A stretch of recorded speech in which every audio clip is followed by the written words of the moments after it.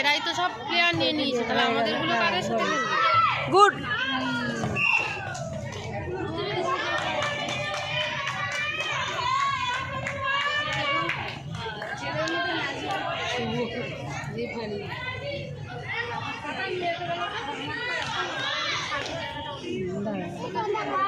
হ্যাঁ আমি দিচ্ছি, দাঁড়া। ঘাটটা একটু মেরে দিতে হবে, ঘাটটা বেশি বড় না।